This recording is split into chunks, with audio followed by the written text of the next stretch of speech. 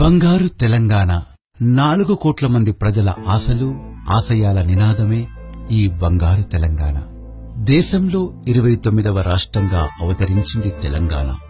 ఎంతో మంది ప్రాణత్యాగాలు, ఎన్నో ఉద్యమాల మూలాన మా నీళ్లు, మా నిధులు, మా నియామకాలు మాకే అంటూ పేద ప్రజల జీవితాల్లో చిరునవ్వులు చెందాలనే ఆశయంతో 4 కోట్ల మంది ప్రజల ఆశలతో సరికొత్త తెలంగాణ ప్రభుత్వం ఏర్పడింది. మరి స్వరాష్ట్రం ఏర్పడి 3 సంవత్సరాలు దాటింది. తెలంగాణ రాష్ట్రమంతా బంగారుమయం జీవితాలుగా మారుతున్నాయని ప్రకటనలు చూస్తున్నాం, వింటున్నాం.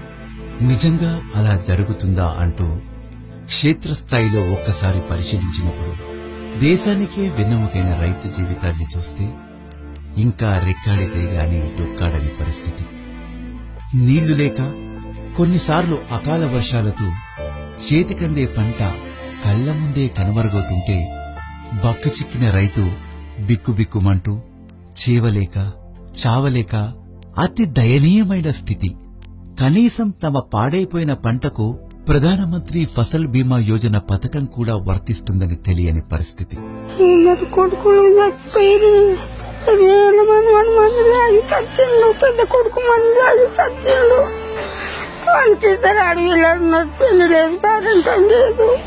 4 ఎకరాలు పొలం నాటినాం సారు. 5 బోర్లు వేసినాం. బోర్లు ఎండిపోయినాం. నీళ్ళు లేవు, ఏం లేవు. మాకు చావు తప్ప ఏరే దారి ఏం లేదు సార్. మీరేనా సాయం చేయాలి మాకు. ఒక 10 సంవత్సరాలు కాలువలు తీసి వరద కాలువ అంటాడు, అక్కడ గౌరెల్లి గీరొల్లి అటు తిరిగిపోతాడు.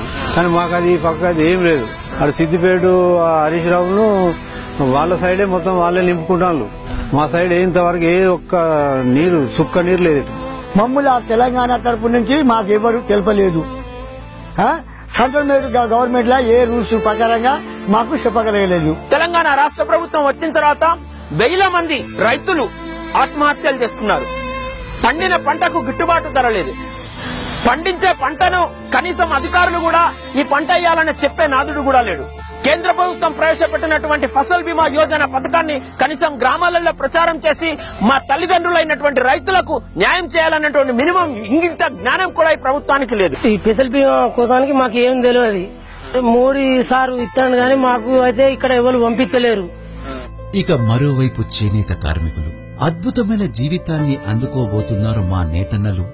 ఇక స్వర్ణయుగం ప్రారంభమైంది అంటూ రోజుకో వార్త విని సంబరపడిపోతున్నాం.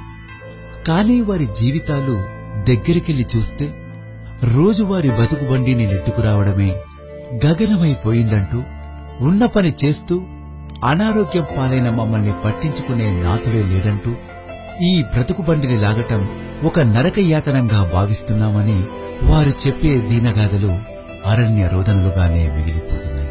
మేము పేదవాళ్ళమండి. మాకు ఇట్లా మా ఆయన ఆత్మహత్య చేసుకుండు. రోజుకు ఒక 50 రూపాయలు పని, 100 రూపాయల పని అయితే లేదు. రోజుకు 100 రూపాయల పని కూడా రావడం లేదు. మాకు ఇబ్బంది అవుతుంది. మళ్ళా పోతే ఈ ఉన్ని ముక్కులల్ల పడి నోట్ల పడి అనారోగ్యంతో మేము బాధపడుతున్నాము. మాకు షుగర్ వస్తుంది. మళ్ళా పోతే ఇవి దూదితోటి అవస్థ పాలవుతున్నాము. ఇంతవరకు కూడా మాకు ప్రభుత్వం పట్టించుకోవడం లేదు. ఈ మొగ్గలు నేసి నేసి నేసి వృద్ధులమైన కానీ మాత్రం మేము బాగుపడే అవకాశాలు లేవు. తల్లి నిడిచి చెల్లి నిడిచి కట్టుకున్న ఆలి నిడిచి కన్న కొడుకు ప్రేమ మరిచి పొట్ట కోసం పోగులతక పొరుగు రాసం వలసపోతే గడియ గంట లెక్కలేదు. యాళ్లకింత తిండి లేదు. రోగమత్తే మందు లేదు. చచ్చిపోతే దిక్కు లేదు.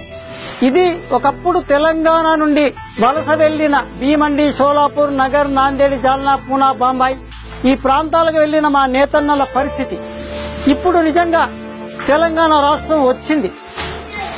తెలంగాణ రాష్ట్రం వచ్చినాక తెలంగాణ ప్రభుత్వం చేసిందేంటి, చెప్పిందేంటి, చెప్తున్నదేంటి, చేస్తున్నదేంటి అన్న దాని మీద ఒకవేళ నిజంగా వాస్తవాన్ని గమనిస్తే ప్రచారంలో చేనేత కనిపిస్తుంది. ఫలితాలు మాత్రం పోర్లుముకే అందుతున్నాయి. ప్రధానంగా తెలంగాణ వచ్చినాక నేత కార్మికుడికి కులాలకు న్యాయం జరుగుతుంది అని చెప్పినప్పుడు వాళ్ళు చెప్తున్నదేంటి, చేస్తున్నదేంటి అని విషయాన్ని చేసుకుంటే రాష్ట్ర ప్రయోజనాలు ముఖ్యమా, రాజకీయాలు ముఖ్యమా?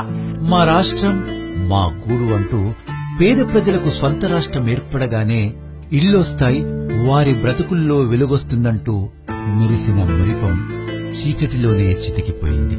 ఉండడానికి ఇల్లు లేక మంచి చెడు చూసుకునే ఆలనా పాలన లేని జీవితాలు ఇంకా మిగిలే ఉన్నాయి. ఇల్లు లేదు, జాగా లేదు, భూమి లేదు, అన్నట్టు ఏం లేదు నాకు. ఇక పిల్లగాడు ఉన్నాడు, బతకాలి, 2 బిడ్డలు ఉన్నారు, పెళ్లిళ్ళు అయినాయి. మా పరిస్థితి బాగలేక ఎట్నే చెట్టు కింద ఉన్నట్టు గుడిసెలు ఉన్నాం. బతకలేని పరిస్థితులు ఉన్నట్టుండి బాబు కోసం బతుకుతున్న, నా బిడ్డల కోసం బతుకుతున్నది, పిల్లలు చదువుకోవాలని. అలాగే తెలంగాణ రాష్ట్రం కోసం తమ ప్రాణాలను అర్పించిన విద్యార్థుల ఆశయం స్వరాష్ట్రంలోనే మా ఉద్యోగాలు మాకు అన్న నమ్మకం భ్రాంతిగానే మిగిలిపోయింది. 1,00,000 ఉద్యోగాలు అనే మాటలు నీటి మూటలుగానే తేలిపోయినాయి. ఇంకా ఉద్యోగాల కోసం వారి నిరీక్షణ చకోర పక్షిలాగా కొనసాగుతూనే ఉంది. అసలు తెలంగాణ వచ్చిన తర్వాత ఉస్మానియా యూనివర్సిటీలో అసలు ఈ యొక్క ఉద్యమాలు ఉండవని మేము భావించాం. ఎందుకంటే మన తెలంగాణ, మన ఉస్మానియా కాబట్టి డెఫినెట్ గా మనకు అసన్నిటికీ సమస్యలకు పరిష్కారం దొరుకుతుందని మేము భావించాం. అలాంటిది అసలు తెలంగాణ వచ్చిన తర్వాత మాకు సమస్యలు మొదలైనాయి. నిలువెత్తు నిదర్శనమైన ఈ ఆర్ట్స్ కాలేజ్ సాక్షిగానే ఎన్నో ఉద్యమాలు జరగడం జరిగింది. ఇవాళ కేసీఆర్ తీసుకుంటే మాది బంగారు తెలంగాణ అని చెప్పడం జరుగుతుంది. ఇవాళ యూనివర్సిటీల పరిస్థితి మరీ దారుణంగా తయారైంది. కనీస వసతులు లేక హాస్టల్స్ లో గాని, విద్యా వ్యవస్థలో గాని కనీస వసతులు లేక యూనివర్సిటీలన్నీ కొట్టుమిట్టాడుతున్నాయి. మరి కేసీఆర్ అనుకుంటున్న బంగారు తెలంగాణ ఇదేనా? ఇక్కడ ఈ రాష్ట్రంలో ఉన్న 12 యూనివర్సిటీలను కూడా ఆ నామమాత్రంగా నడుపుతున్నారు. కానీ వాటికి ఏదో ఒకటి జీతాలు ఇవ్వడానికి ఆ ఎన్జిఓలకు జీతాలు ఇవ్వడం, ఆ పార్ట్ టైమర్లకు జీతాలు ఇచ్చేటువంటి అమౌంట్నే ఇస్తున్నారు. కానీ కొత్త రిక్రూట్మెంట్ చేయడం, పద్ధతి ప్రకారంగా ఇవాళ టీచర్లను సెలెక్ట్ చేసి స్పెషలైజేషన్ తోటి సెలెక్ట్ చేసి ఈ ప్రాంత ప్రజల యొక్క అవసరాలు తీరే విధంగా పరిశోధనలు చేసే వాళ్ళని సెలెక్ట్ చేస్తే ఇవాళ విశ్వవిద్యాలయాలు ప్రపంచ స్థాయిలో మన్నన పొందుతాయి. ఇంట్లో చదివిన పిల్లలందరూ కూడా ప్రపంచ స్థాయిలో ఒక శాస్త్రజ్ఞులు అవుతారు, సైంటిస్టులు అవుతారు, పరిపాలకులు అవుతారు, సమాజం యొక్క నిర్మాణానికి ఉపయోగపడతారు. కానీ ఇవాళ విశ్వవిద్యాలయాలన్నింటి కూడా నీరు గారుస్తా ఉన్నారు. పనికిరాని ఒక మున్సిపాలిటీ లాగా మార్చేసేటువంటి స్థితి ఇవాళ తెలంగాణ యూనివర్సిటీలో ఉన్నది. వచ్చే నోటిఫికేషన్ ఏమో ట్రాన్స్ఫర్ చేసుకుంటూ పోతారు. ఈ రోజు నుండి గ్రూప్ 2 నోటిఫికేషన్ వచ్చి 2 సంవత్సరాలు అవుతుంది. 2 సంవత్సరాలు అయిన తరుణంలో ఇప్పటి వరకు రిజల్ట్ అనేది రాలేదు. దీంట్లో ఇంత జాప్యం ఎందుకు? బంగారు తెలంగాణ రావాలంటే కేసీఆర్ ని ఇంట్లో ఉన్న 4 మాత్రమే జాబ్లు ఉంటే బంగారు తెలంగాణ సాధ్యం కాదు. తెలంగాణలో నిరుద్యోగుల పరిస్థితి పెనం నుంచి పొయ్యిలబడ్డటువంటి పరిస్థితి ఏర్పడింది. తెలంగాణ వస్తే నిరుద్యోగులకు ఏదో జరుగుతుంది, ఏమో అవుతుందని చాలా ఆశలతోని, అంటే అవి దురాశలు కాదు, తీరేటి కావు అని అనుకునేటి కూడా కాదు, అవి జరగాల్సినయే. మరి తెలంగాణ వచ్చిన తర్వాత ఏదో జరుగుతుందని ఆశపడితే తెలంగాణ వచ్చిన తర్వాత ఉద్యోగాలు వస్తాయనుకుంటే ఆ ఉద్యోగాలు రాని పరిస్థితి. ఈ రాష్ట్రానికి ఇంటికో ఉద్యోగం ఇస్తా అన్నాడు.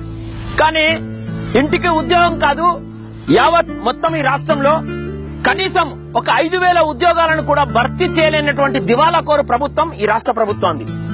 దేశమంతటా స్వచ్ఛ భారత్ మిషన్లు దిగ్విజయంగా దూసుకుపోతుంటే తెలంగాణ రాష్ట్ర రాజధానిలో ఆ స్వచ్ఛత అరకొరగానే కనిపిస్తుంది.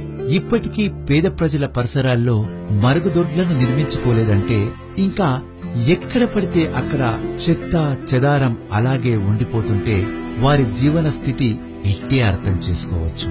మాకు దొడ్లు లేవు, ఇక్కడ మాకు మోరీలు లేవు. మాకు ఎండాకాలం వస్తే ఇది ఎండకి ఎండుతున్నాం, ఆనకాలం వచ్చాక ఈ గుడిసెలు కప్పుకోవాలి మేము.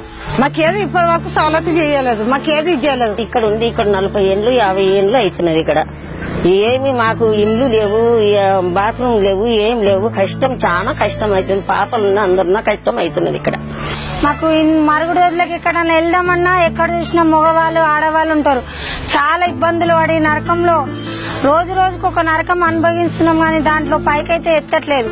బ్రతికుండగానే జీవోత్సవంలా మారిన ఫ్లోరైడ్ బాధితుల బాధ ఇక వర్ణనాతీతం. సొంత రాష్ట్రంలో మా బ్రతుకు చిత్రాలు మారుతాయని భావించిన వాళ్ళ నిరీక్షణ ఇంకా అలా అలా అలా కొనసాగుతూనే ఉంది. సొంత రాష్ట్రం తెచ్చుకున్నది ఇందుకోసమా అంటూ ఇప్పుడు సామాన్యుడి మదిలో తలెత్తిన ప్రశ్న. నా పేరు అంచల స్వామి, శివన్నగూడ, మరిగూడెం మండలం, జిల్లా నల్గొండ. ఈ విధంగా అయిందంటే నల్గొండ జిల్లాలో ఫ్లోరోసిస్ వల్ల ఇట్లా అయినా. నల్గొండ జిల్లాలో నాలాగా లక్షల మంది 70 లక్షల మంది ఫ్లోరోసిస్ బాధితులు ఉన్నారు. ఈ నల్గొండ జిల్లాలో ఫ్లోరోసిస్ అంటేనే గిన్నిస్ బుక్ ఎక్కింది. మరిగూడ మండలం ఈ ప్రాంతం ఫ్లోరిన్ నీళ్ళు దాగి ఈ విధంగా అవుతారు.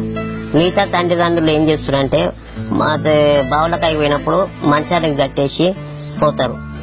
ఇప్పుడు మా నాయన ఎన్ని రోజులు నన్ను పట్టించుకుని కాబట్టి నేను ఇంత మట్టుకున్నా. ఇప్పుడు మా నాయన కూడా చేత కాకుండా కూడా అయిపోయింది. అదే విధంగా చేత కాకుండా కూడా అయిపోయింది. నేనే మా నాయన సేవ చేయబోయి మా నాయన నాకు సేవ చేస్తుంది. అదే విధంగా మా అమ్మ కూడా కూలబడిపోయింది. నాకు గర్భస్వ ఫ్లోరోసిస్ అంటే 5 సంవత్సరాలు దాకా నడిచిన. నేను మా అమ్మ కడుపులో ఉన్నప్పుడు ఆ నీళ్ళు తాగినప్పుడు నాకు వేపెట్టుబడి.